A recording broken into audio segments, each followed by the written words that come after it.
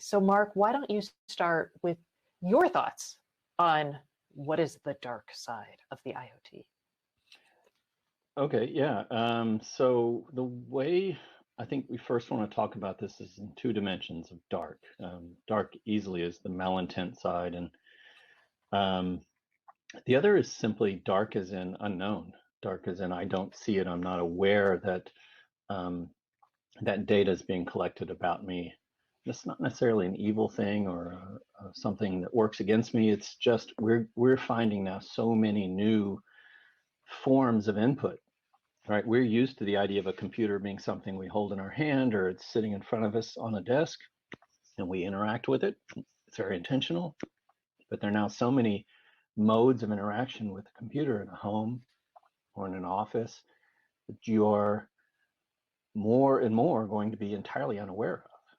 And that opens the door to that, I think, the more common understanding of dark. It was in, okay, I'm not aware of these things going on. I'm not aware of these systems around me taking stock of what I'm doing, what's going on with that. And the scenarios, of course, are knowledge about you that you didn't intend to convey.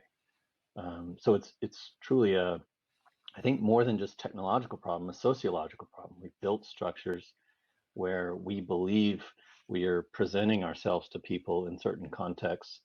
And now those are being thrown up in the air where we're presenting ourselves in a lot of situations where we didn't intend to, right? And obviously our second guest here, her idea or her story is about being observed when you should be alone in private, and the accountability that might come with that. Um, Can you yeah. offer can you offer an example, like in the smart home, like Mhm. what that might look like, so people can kind of like maybe we're just not thinking that way. Yeah, so let's start with what the folks were talking about in the earlier session, which is just location. I'm in the home.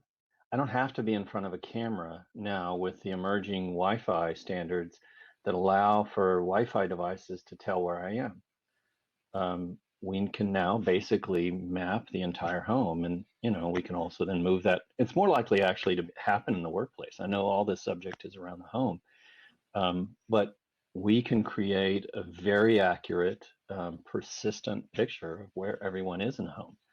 And that obviously raises questions. Everyone listening to this is going to wonder about points in their lives where they didn't necessarily want someone to know where they were. It could be So very subtle or it could be really dramatic. It's very likely within 10 years that all retail establishments will observe all customers within that establishment. And you're going to find yourself, what are you going to not ever go back out?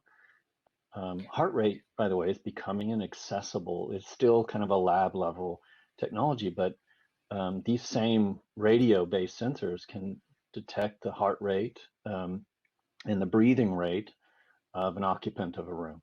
That's a pretty big deal. And then from there, a little bit of AI on top of that level of data, and you can start to understand how someone feels.